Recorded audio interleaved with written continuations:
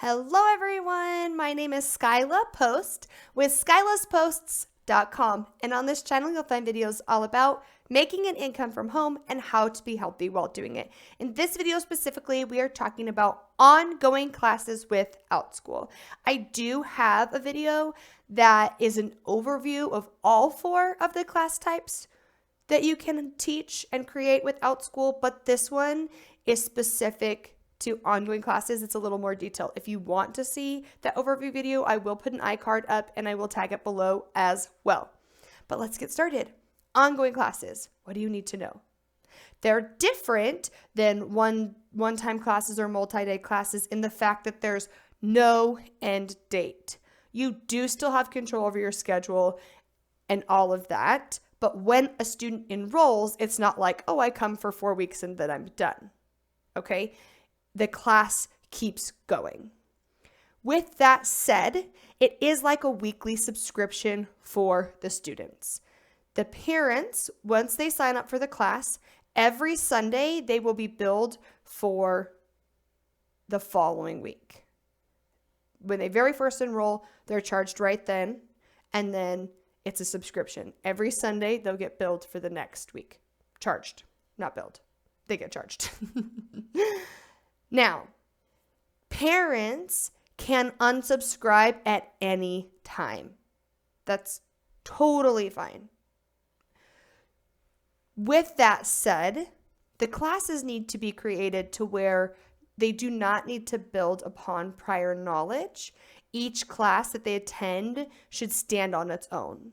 Now, it still needs to have a purpose or a theme that's happening every week. Maybe you choose to create an art class. You could really do a lot of things with that, but each individual time they come can stand alone, right? And so if you have an art class, you'll probably have an art project that you complete each class, but you won't start one class and finish it the next. It needs to stand on its own because students might be coming in and out. Maybe you'll have a student come and they come for several weeks and then they have a change in their schedule and they cancel that and hopefully they come to another class that you have. But it could be an art class, it could be a club type class, discussion type class.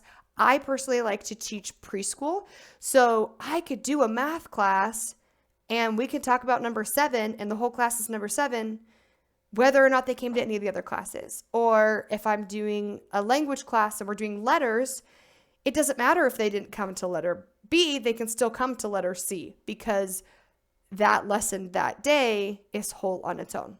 So hopefully that makes sense. If you have questions, you can always comment below or you can email me at skylasposts@gmail.com. My email is linked below if you need it, but hopefully that makes sense. Those are the types of classes you are doing. Where in multi-day, they do build upon each other. But in ongoing, you have your topic or your subject, but each lesson is not building upon prior knowledge. Another thing is once your ongoing class has been approved, you can't just change it to another class type. You can create a new class or you can not open it up. If you're not wanting to do that, you can make little changes that you need, but it will still be an ongoing class type. You can't just change it into a multi-day, okay? The other thing is when you are creating your class, you need at least 4 weeks listed in your class description. For example, when I was creating my preschool Play-Doh math class where we learn about numbers and shapes. Again, each class is on its own. So we have a shape one day, we have a number another day, but it doesn't matter if they sign up this week and weren't signed up last week. That's okay. But when creating my class description, I had to be specific. So you can adjust it once it's approved, but I had to give them an example like I actually picked specific dates. And so I said, March 3rd, letter A. March 10th, letter B. So they want to see when you're getting approved how the class will look. You didn't have to put dates before, but then they wanted me to put dates now. So sometimes that changes a little bit. So be sure to go through the guidelines from Outschool in case the change has been made. But right now you do need to list out at least 4 weeks worth of content so they know what's being covered while you're getting approved. Now, let's say you pick some dates and then by the time you get approved, those dates have passed. That's okay. Just edit the description for the actual dates you want to use. So you can do that. And with that said, because it's ongoing, be sure you're updating that description. So if you have, 4 specific dates listed out in your description and those dates finish, then go edit the description to show the next 4 weeks. You can do more, but you need at least 4 to get approved. And it would be good to have at least 4 listed for parents to get an idea of what you're doing. So hopefully that makes sense. Now, you do still have control over your schedule. You do still get to manually open up the actual days and times. So you'll say that you're listing a class once a week. And let's say you decide to do Wednesdays at 12 p.m., then you go in and you open up as many Wednesdays at 12 p.m. as you want, as far out as you want. Now, what I did, this is just because I just did this, and my classes are starting today, my ongoing classes, I have 2 ongoing classes starting today, is if there's a week you don't want to teach, just write it out in your class description and just don't open that week when you're opening up the time slots. And then remind your students in class the week before that you're not meeting. For example, I'm choosing not to teach my children's spring break week. So in my class description right now, it shows that Wednesday in March, I just wrote no class spring break. And then that's in my class description. And then when I opened up my Wednesdays, I didn't open the spring break Wednesday. Does that make sense? So you have control over it. And if you have a reason you need to be gone, it's okay. But if you can get it in your class description and not open the time slot, then that's best. Now, if you have to cancel, of course you can do that and do all of those things. But just know that you do have control over it and you still get all the flexibility that Outschool has to offer. Let me see. I'm just glancing at my notes to see if there's anything else I forgot.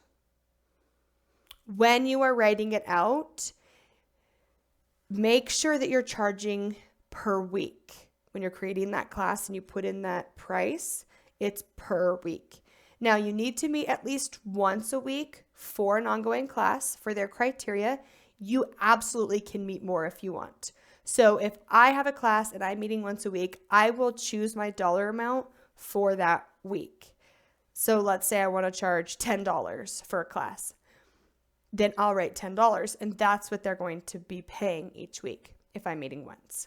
If I'm meeting twice and I want to charge $10 per class, I have to write $20 in that class description because I want paid $10 per class and they're paying for the week.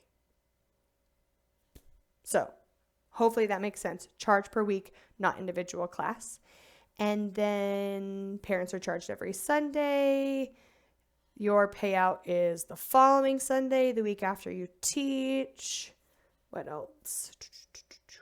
Whether a student shows up or not, you'll still get paid because they were already charged.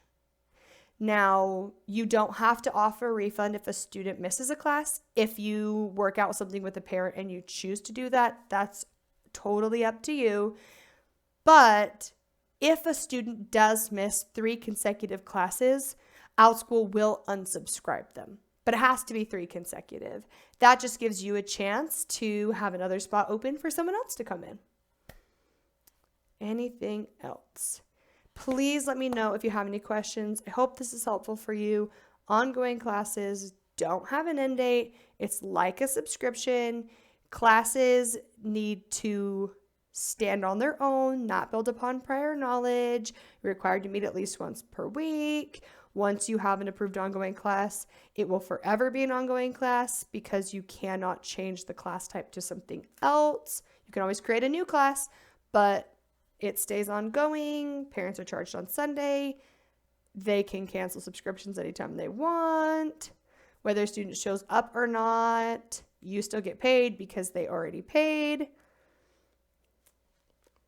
If a student misses 3 consecutive classes, they get unsubscribed. Let me know if there's anything else you need to know or anything you need any more clarification on. I hope that this is helpful for you.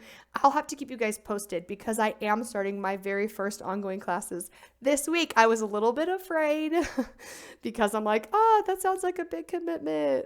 Ongoing? Oh no. But I promise it's not actually that scary.